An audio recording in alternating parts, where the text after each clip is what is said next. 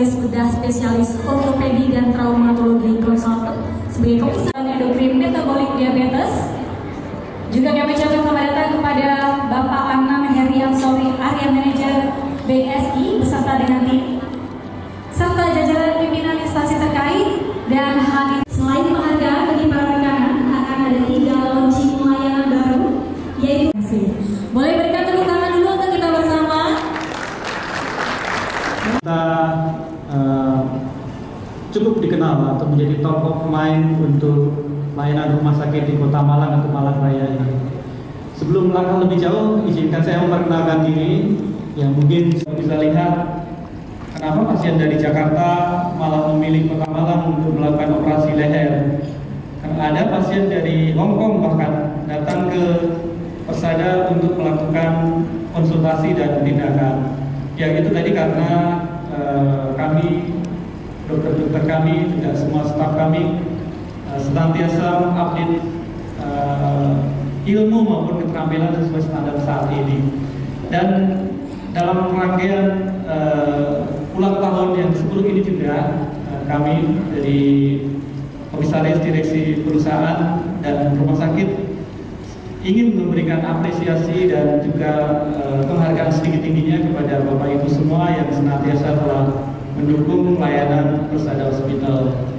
Namun demikian, ya selain apresiasi, kami juga memohon masukan atau harapan-harapan apa yang kira-kira masih bisa kami perbaiki. Dengan senang hati nanti Bapak Ibu bisa menyampaikan kepada kami yang ada di ruangan ini maupun teman-teman kami yang berada di ruangan ini juga.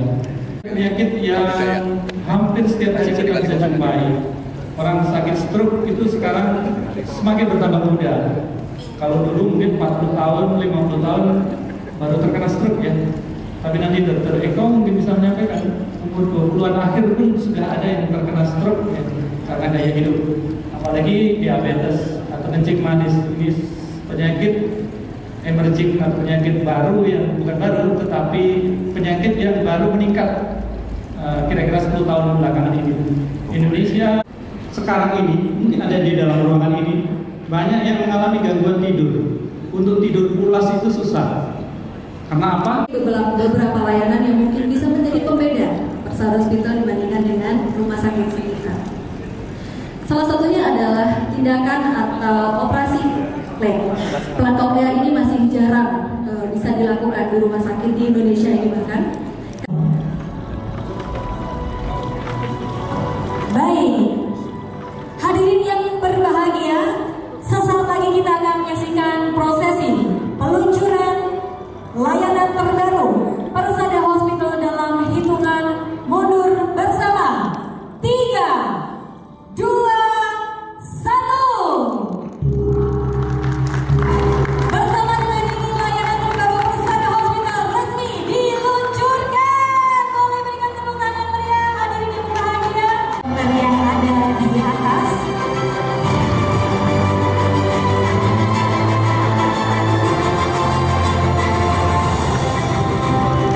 Baik, senang diserahkan, bisa agak maju ke depan untuk sesi dokumentasi. Boleh maju dokter.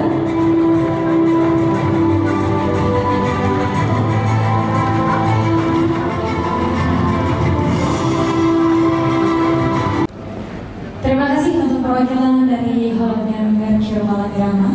Selanjutnya hadirin yang kami hormati, sebagai bentuk rasa cinta kita terhadap tanah air, marilah kita bersama untuk menyanyikan lagu kebangsaan ini. Untuk proses klik rekanan Persada Hospital ini merupakan kategori verifikator yang telah memberikan dukungan dan kontribusi.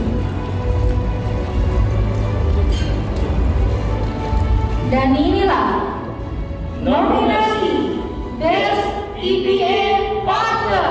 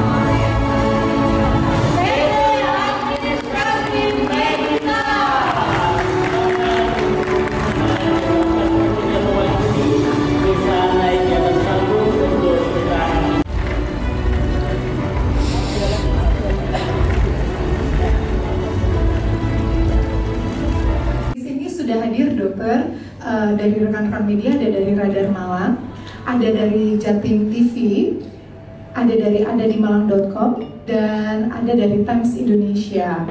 Seperti itu. Baik, terima kasih Bu Kiti. Selamat siang teman-teman dari media. Jadi mungkin kami jelaskan sedikit terkait dengan peluncuran 3 layanan baru yang ada di Persada Hospital. Ini menandai sebagai rangkaian dari 10 tahun berdirinya Persada Hospital. Jadi layanan terbaru kami ini berfokus pada pasien atau kita sebut patient-centered care. Jadi kami melakukan brainstorming gitu ya dokter-dokter ya, kemudian kita berpikir bahwa kita perlu melakukan suatu layanan yang berbeda, suatu layanan yang komprehensif, sehingga 3 layanan baru ini merupakan layanan-layanan yang tadi saya sampaikan multidisiplin, multispesialis, kemudian bersifat mulai dari pencegahan, penanganan kondisi akut, penanganan kondisi kronis, dan juga peningkatan quality of life.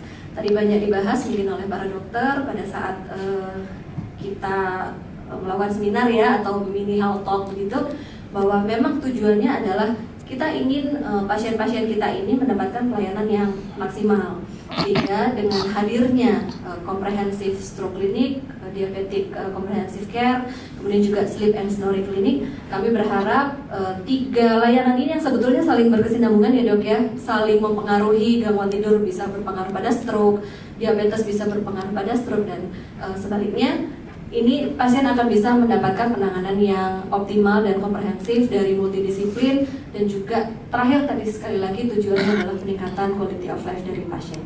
Mungkin demikian Bu Kiti. Terima kasih Bu Kiti, terima kasih Pak Direktur dan Bu Wadil, terima kasih pada teman-teman media atas kehadirannya. Khusus terima kasihnya adalah karena kami dibantu untuk menyampaikan ke masyarakat bahwa banyak hal yang masih harus ditingkatkan, dan Rumah Sakit Persada hadir untuk menjawab hal-hal yang harus ditingkatkan tersebut di dalam pelayanan kesehatan ke masyarakat. Dan pelayanan ke masyarakat di sini tentunya adalah yang sekarang menjadi paling masalah utama. Ada banyak masalah kesehatan yang muncul, tapi paling yang mendasar adalah bagaimana kesehatan tersebut bisa menjamin kualitas hidup yang baik. Tentunya kita tahu bahwa umur harapan hidup kita semakin panjang, tetapi apalah artinya umur harapan hidup yang makin panjang kalau tidak dibarengi dengan kualitas hidup yang baik. Kualitas hidup yang baik sebenarnya sederhana saja. Apa yang dimaksud dengan kualitas hidup yang baik, yaitu di mana orang pada seluruh aspek kehidupannya bisa melakukan segala sesuatu secara mandiri dan tidak berdampak pada kesehatan yang lain, serta bebas dari rasa stres atau tekanan-tekanan tertentu di dalam kehidupannya sehari-hari, dan itu berlaku untuk semua aspek umur. Nah, salah satu faktor yang banyak mengganggu mengenai kualitas hidup tentunya adalah penyakit-penyakit yang kita sebut dengan non-communicable disease. Non-communicable disease itu adalah penyakit yang bukan penyakit-penyakit menular, dan saat ini memang di Indonesia kita sudah bergesernya bukan karena yang satu menurun terus yang satu tambah. Repotnya lagi di Indonesia ini dulu paling utama adalah penyakit-penyakit infeksi. Nah, sekarang penyakit infeksinya juga tidak berkurang, tetapi penyakit yang non infeksius seperti stroke, jantung, diabetes, ya, dan gangguan tidur serta yang lain-lainnya serta kanker juga bertambah banyak. Kita melihat bahwa contoh nih untuk stroke saja, di data resmi dari Kemenkes ya, per tahun dari tahun 2022 kemarin itu Kemenkes menghabiskan biaya 3 triliun per tahun hanya untuk pengobatan penyakit stroke. Masih Dr. Ruli, gangguan ginjal yang salah satu penyebabnya juga diakibatkan oleh diabetes itu malah menghabiskan 6 triliun per tahun. Dan penyakit jantung sebagai penyakit yang paling banyak menimbulkan kelainan juga itu menghabiskan 10 triliun per tahun. Jadi kalau kita total penyakit jantung, stroke, gangguan ginjal yang salah satunya oleh diabetes itu sudah hampir 20 triliun sendiri per tahun. Itu pun juga dengan dana yang berasal dari pemerintah. Sementara masih banyak orang yang berobat atau menggunakan fasilitas kesehatan dengan dana-dana yang bukan dari pemerintah, seperti dari pembiayaan sendiri atau biaya dari asuransi. Kenapa biaya yang saya sampaikan? Karena untuk melambangkan betapa besarnya biaya yang harus dikeluarkan dan dampaknya. Itu baru dampak ekonomi, belum dampak-dampak non-ekonomi yang lainnya, serta dampak ekonomi tidak langsung. Ya, dengan sebagai contoh tadi saya presentasikan, saya sampaikan ada kehilangan seorang manajer bank karena terkena stroke. Nah, perusahaan dalam hal ini si bank akan kehilangan potensi pendapatan yang diperoleh karena prestasi dari manajer bank tadi yang sekarang tidak bisa diperoleh lagi karena beliau kena stroke. Masalah yang lain dengan angka stroke yang tinggi, repotnya lagi adalah semakin muda usia yang terkena stroke, semakin muda juga orang yang terkena serangan jantung. Ini bisa dipahami karena kenapa? Orang yang terkena diabetes pun juga semakin muda. Seperti tadi saya sampaikan, orang tidak akan kena stroke kalau dia tidak punya diabetes. Ya, jadi kalau stroke-nya muda, pasti diabetesnya akan jauh lebih muda lagi. Dr. Uli nanti pasti akan menyampaikan dan beliau punya datanya berapa sebetulnya anak-anak sekarang pun sudah banyak yang terkena diabetes. Otomatis dengan terkena diabetes itu akan meningkatkan penyakit-penyakit seperti stroke atau serangan jantung. Nah, kualitas hidup, terus kemudian juga semakin mudanya angka stroke yang terjadi. Nah, kami mencoba meramu berdasarkan perkembangan keilmuan yang terbaru di bidang stroke, yaitu apa? Pemeriksaan dan metode-metode yang lebih pada mengkombinasikan semua aspek di dalam bidang kesehatan dan semua daya di bidang kesehatan, karena memang penyakit stroke itu betul-betul multidimensi dan multifaktorial. Sama dengan pertanyaan pada pasien ke kami sebagai dokter, apakah saya bisa sembuh? Terus terang itu adalah pertanyaan yang sulit untuk dijawab. Bukan sulit untuk dijawab karena kami tidak mampu, tetapi sulit untuk dijawab karena memang faktornya banyak sekali. Sehingga tentunya sudah tidak model lagi atau sudah tidak zamannya lagi kalau penanganan penyakit stroke itu hanya ditangani secara terkotak-kotak atau hanya ditangani secara individu.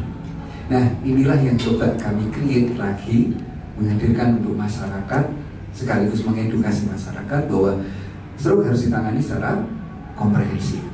Dan kami menyediakan sumber daya manusia, dokter-dokternya, tenaga kesehatan, serta sistem di rumah sakit yang bisa mewujudkan hal tersebut. Kami menekankan betul bahwa penanganan stroke di rumah sakit Persada adalah penanganan yang dilakukan oleh tim, bukan oleh individu dokternya. Dan tentunya penanganan fase akut pada stroke, di mana penanganan fase akut yang paling utama adalah kecepatan pasien mendapatkan pertolongan pertama di rumah sakit yang tepat dan mampu melakukan tata laksana stroke secara benar dan sesuai dengan kaidah ilmiah. Terus terang belum banyak rumah sakit yang mampu melakukan tersebut, tetapi rumah sakit Persada adalah salah satu rumah sakit yang sudah punya kemampuan untuk hal itu. Itu satu. Yang kedua adalah bagaimana kita mengatasi problem akibat stroke pada pasien yang sudah terkena stroke. Dan yang ketiga, dan ini yang jauh lebih penting, bukan berarti kami mengabaikan yang nomor 1 dan nomor 2. Yang lebih penting lagi adalah bahwa stroke itu bisa dicegah, stroke itu bisa diprediksi. Sehingga di sini kami lebih meng-highlight ada bagaimana sistem di Rumah Sakit Persada untuk stroke comprehensive clinic tadi bisa mendeteksi, bisa memprediksi dan melakukan tata laksana pada stroke secara dini dan seawal mungkin. Dan untuk itu kami memperkenalkan metode yang sebetulnya sudah banyak dijalankan di dunia, ya, tetapi belum banyak rumah sakit, apalagi di Indonesia. Kami adalah rumah sakit pertama yang menggabungkan dua metode yang di dunia sudah dilaksanakan, tapi secara masing-masing metode. Kami menggabungkan dua-duanya. Apa itu? Pemeriksaan neurogenomik dan penggunaan digital telemonitoring atau penggunaan teknologi digital untuk lebih memaksimalkan dan memastikan keakuratan data vital pada pasien.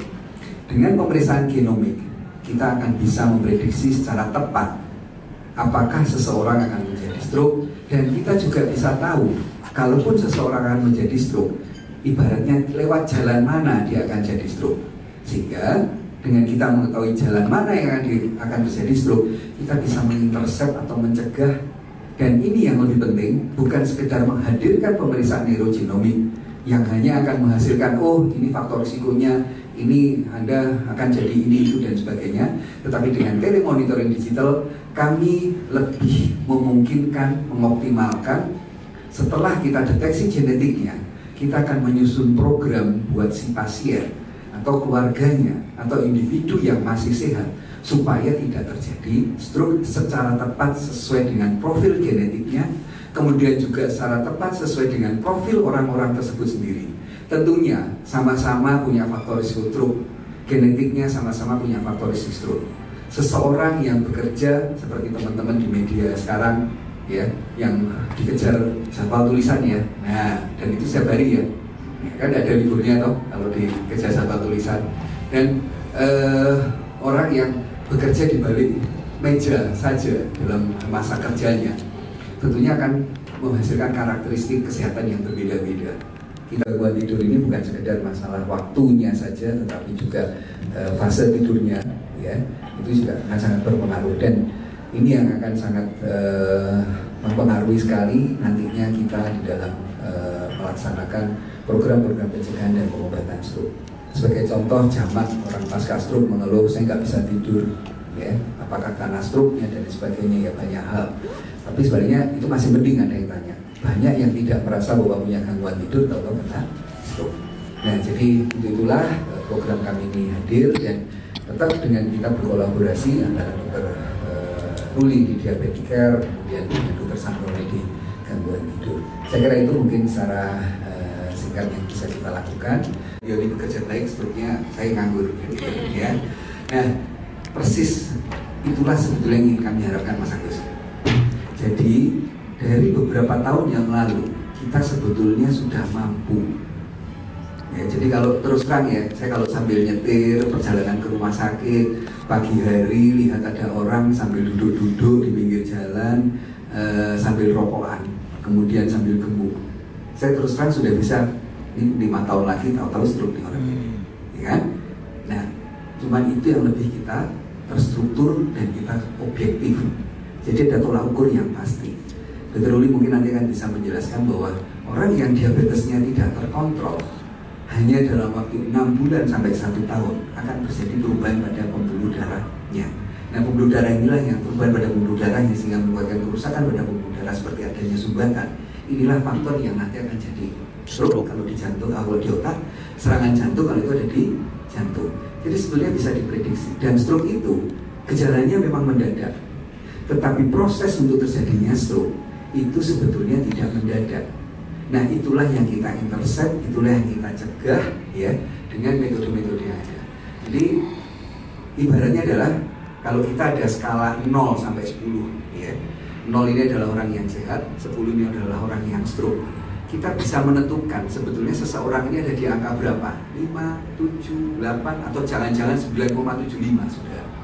Nah, setelah itu kita juga akan bisa, kalau kita sudah tahu statusnya dia di mana, kita akan bisa memantau dan membantu individu tersebut untuk ya jangan bablas jadi 10, turun lagi.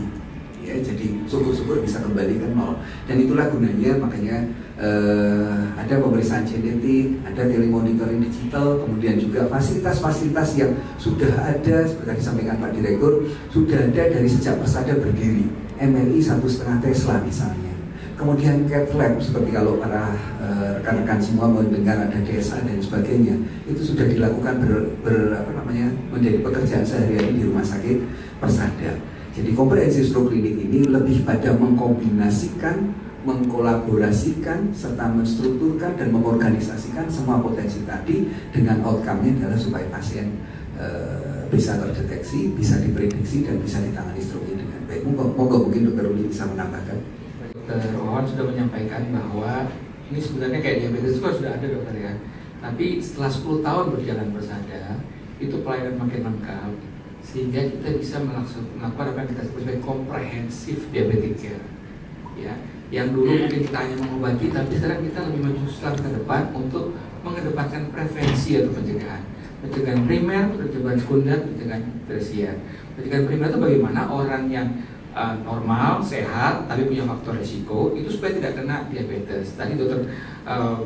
Eko menyampaikan terkait dengan pemeriksaan genomik, artinya secara genetik dipetakan berapa persen dia kemungkinan terkenanya. Juga tadi yang seperti ditanyakan terkait dengan scoring system, kita punya Finri score tadi, salah satunya Framingham score. Misalnya Finri score itu misalnya orang yang nggak diabetes tapi berat badannya, genetik dan sebagainya, sehingga bisa diprediksi dalam 10 tahun ke depan berapa persen dia terkena diabetes, sehingga sudah diberikan prevensi tindakan sebelum terjadinya diabetes.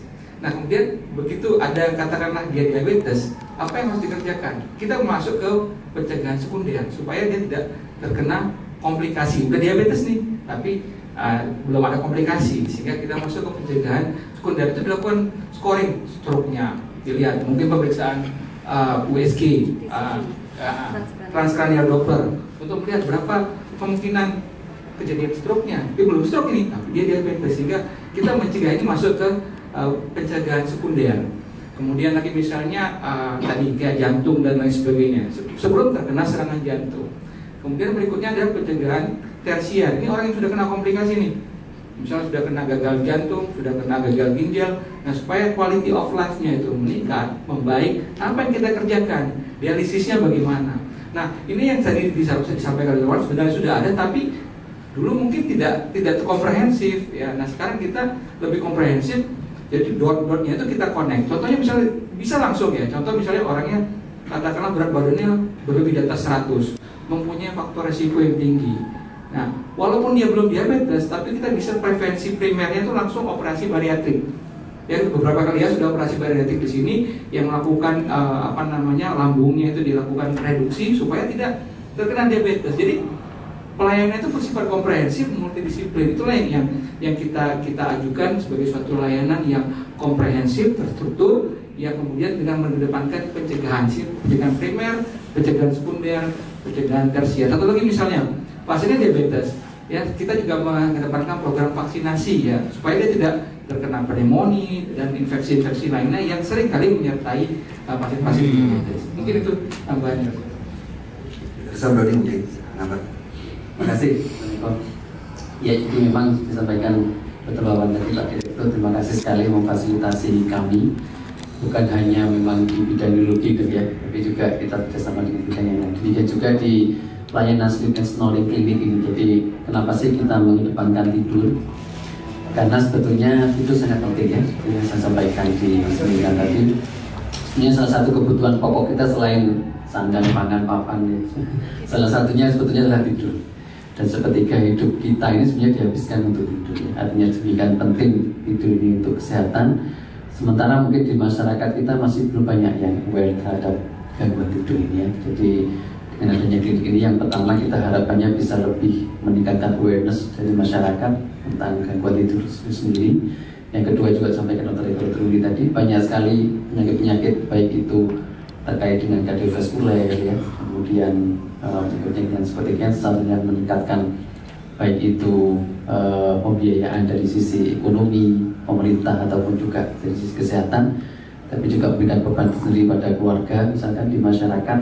Itu harapannya bisa kita cegah sedini mungkin dengan penelaksanaan gangguan tidur sedini mungkin ya. Sehingga harapannya di klinik ini kita bukan hanya memberikan edukasi atau pendidikan, tetapi juga deteksi dini. Kita juga segera evaluasi, kalau seseorang ada gangguan tidur misalkan apa saja yang harus kita evaluasi ya. Seperti tadi ada skor-skor yang bisa kita evaluasi, di gangguan tidur juga ada gangguan skor untuk insomnia misalkan ya, ada gangguan untuk tadi yang kita sebut ngorok ya, sleep apnea, itu sendiri juga ada scoringnya sendiri. Dan ada pemeriksaan khusus yang bisa kita lakukan kalau itu ada indikasi yang kita sebut dengan polisomnografi atau rekam tidur ya. Nah dengan rekam tidur ini kita bisa tahu seberapa berat sih derajat gangguan tidur seseorang. Termasuk tadi kalau ada sleep apnea kita bisa tahu seberapa berat kira-kira obstruksi yang muncul, yang kita sebut angkanya apnea hypopnea index ya.